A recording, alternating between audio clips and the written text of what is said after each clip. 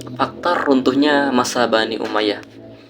Ada beberapa faktor yang membuat lemah dan pada akhirnya runtuh dinasti masa Bani Umayyah.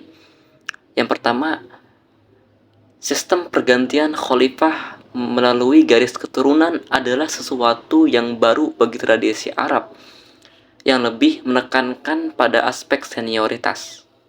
Pengaturannya pun tidak jelas. Ketidakjelasan sistem pergantian khalifah ini menyebabkan terjadinya persaingan yang tidak sehat di kalangan para anggota keluarga istana.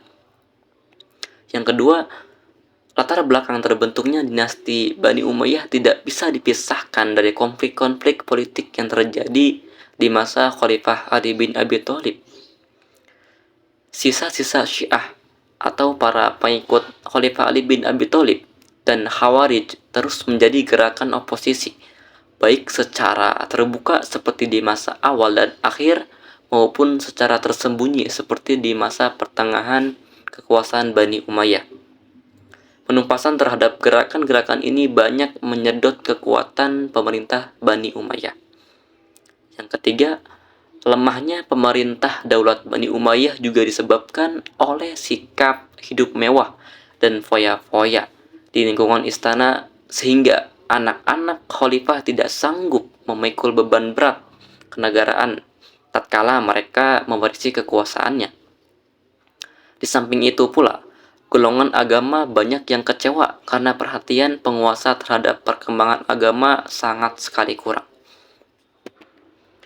Yang keempat, pada masa kekuasaan Bani Umayyah, pertentangan etnis antara suku Arabia Utara atau disebut Bani Qais dan Arabia Selatan yang dinamakan Bani Kalb yang sudah ada sejak zaman sebelum Islam semakin meruncing. Perselisihan ini mengakibatkan para penguasa Bani Umayyah mendapat kesulitan untuk menggalang persatuan dan kesatuan. Di samping itu, sebagian besar golongan Mawali atau golongan non-Arab, terutama di Irak dan wilayah bagian timur lainnya, merasa tidak puas karena status Mawali itu menggambarkan suatu inferioritas, ditambah dengan keangkuhan bangsa Arab yang diperlihatkan pada masa dinasti Bani Umayyah. Kelima ialah adanya perbedaan derajat. Kesuksesan dinasti Umayyah tidak lepas dari peranan orang-orang Arab.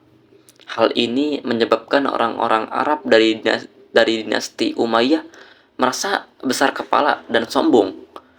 Mereka memandang orang-orang Islam non-Arab atau mereka yang menyebut dengan kaum Mawali dengan pandangan sebelah mata, sehingga sikap tersebut menimbulkan fitnah di antara sesama kaum muslimin.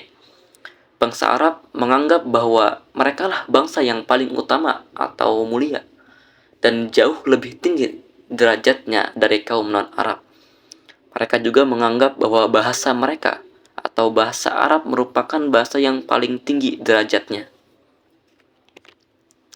Ketika dinasti Umayyah memegang tampuk kekuasaan, kebanyakan para penguasanya mendiskriminasi orang-orang Mawali dan lebih berpihak kepada orang-orang Arab.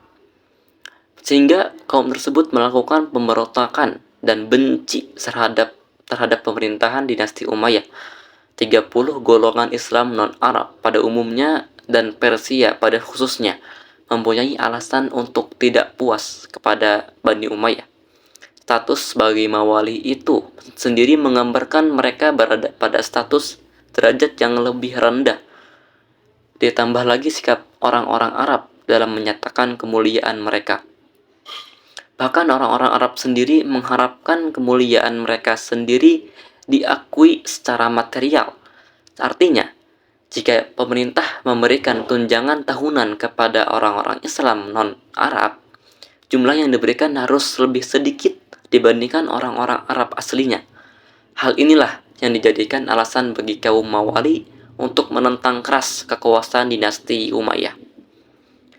Yang keenam ialah penyebab langsung tergulingnya kekuasaan dinasti Bani Umayyah ini adalah munculnya kekuasaan atau kekuatan baru yang dipelopori oleh keturunan Al-Abbas ibnu Abdul Al-Muttalib. Gerakan ini mendapat dukungan penuh dari Bani Hashim dan golongan Syiah dan kaum Mawali yang merasa dikelas duakan oleh pemerintah Bani Umayyah. Yang terakhir ialah pemberontakan Bani Abbasiyah. Ketika kekuasaan Bani Umayyah dipegang oleh Yazid II pada pemerintahan tahun 720 hingga 724 Masehi, masyarakat merasakan bahwa kehidupan mereka sangat sekali tidak diperhatikan. Oleh sebab itu, kerusuhan pun terjadi sampai masa pemerintahan sudah berganti dan dipimpin oleh Hisham. Setelah Hisham wafat, para khalifah yang dijadikan kandidat pun masih belum sesuai, alias masih bermoral buruk. Setelah Hisham wafat, khalifah-khalifah selanjutnya tidak hanya lemah, tapi juga bermoral buruk. Hal ini kemudian dimanfaatkan oleh Bani Abbasiyah untuk melancarkan pemberontakan yang dikenal dengan sebutan Revolusi Abbasiyah. Kekuatan Bani Umayyah di Damaskus pun runtuh pada Januari tahun 750 Masehi ketika Khalifah Marwan II dikalahkan oleh pasukan Abbasiyah dalam pertempuran Zab. Setelah kalah, Marwan II akhirnya melarikan diri ke Mesir dan kemudian terbunuh pada bulan Agustus di tahun yang sama. Peristiwa itu menjadi tanda berakhirnya pemerintahan Bani Umayyah di Damaskus.